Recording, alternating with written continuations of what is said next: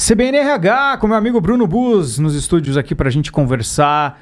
Hoje vamos iniciar uma série para falar sobre liderança com 4 episódios para a gente encerrar o mês de dezembro e começar 2025 daí com outro tema. Tudo bem, Bruno? Bom dia. Tudo bem, Emanuel. Boa semana aí para todos os nossos ouvintes. Mais uma sériezinha para a gente debater e hoje a gente vai falar sobre o que deve ser ensinado em um curso de liderança.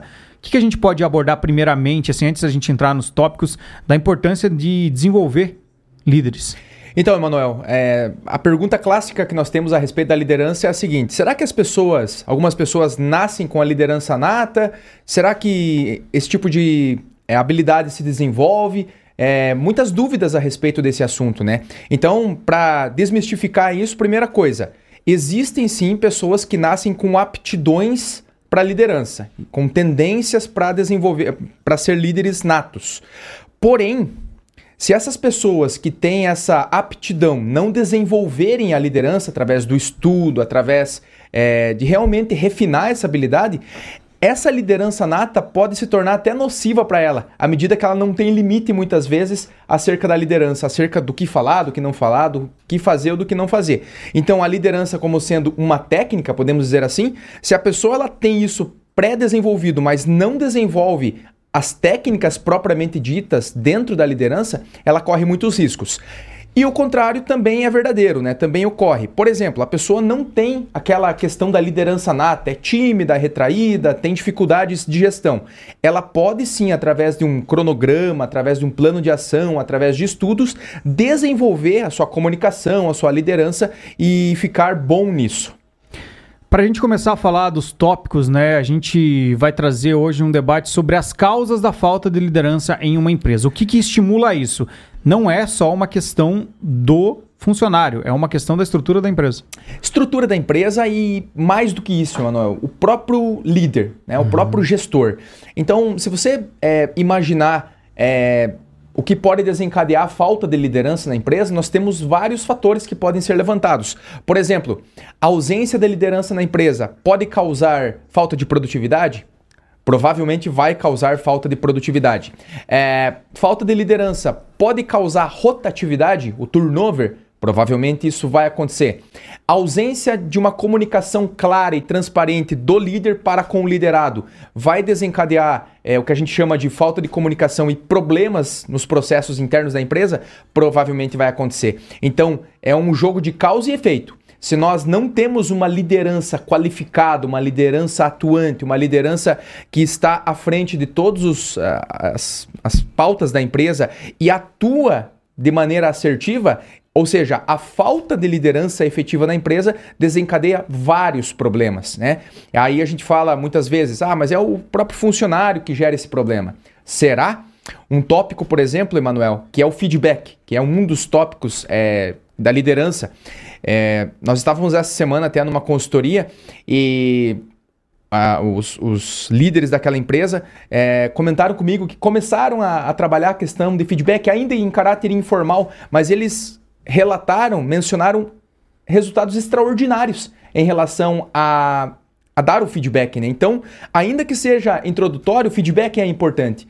E muitas empresas não dão o feedback para os seus funcionários. Eles não têm, o funcionário não tem um direcionamento, será que eu estou indo bem, será que eu não estou indo bem, pontos de melhoria que devem ser indicados pelo líder. E isso também é um problema que pode desencadear a questão da produtividade. Aí o líder fala, poxa, esse funcionário aí está muito abaixo, mas você conversou com ele, você deu um feedback estruturado para ele? Não. Então, como é que ele vai saber, né? Como envolve é que vai muitas coisas, né? Então, as causas da falta de liderança na empresa e as consequências disso podem ser extremamente graves, a depender do tamanho da empresa e da complexidade da comunicação.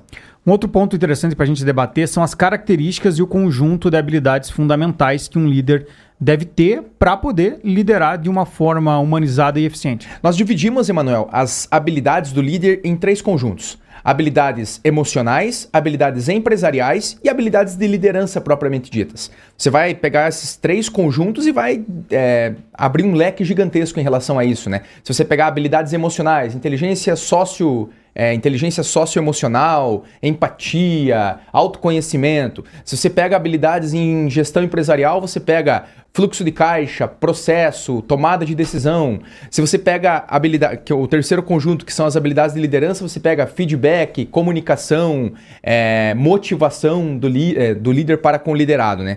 Esse é o conjunto de habilidades. Aí algumas características, proatividade, ética, responsabilidade, capacidade. Tudo isso faz parte de um combo gigantesco de atribuições e de know-how que o líder precisa desenvolver ao longo do tempo e praticar. Primeiras indicações aí que a gente está trazendo para você que quer entender um pouco mais, levar para sua empresa e se desenvolver enquanto líder para tirar o melhor da sua equipe. A gente pode falar também sobre a gestão de mudanças e aplicação na liderança, Bruno.